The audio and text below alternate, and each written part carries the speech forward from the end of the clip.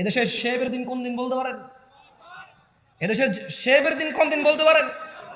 বিয়ের দিন শুক্রবার, শেবের দিন শুক্রবার। এই দেশে সিনেমা নাটক রিলিজ হয় কোন দিনে বলতে পারেন? কেন? সবার বন্ধ সময় আছে সিনেমা দেখবে, এই জন্য শুক্রবারে সিনেমা নাটক বের হয় এদেশে। রমাদানের পর ঈদ আসে, ইবাদাহ, কুরবানি আসে, ইবাদাহ।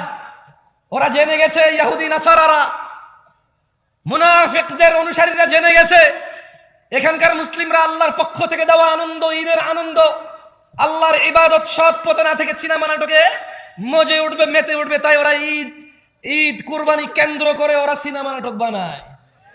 ওরা জানে সবার ছুটি, চাকরি নেই, বাকরি নেই, বেতন আছে।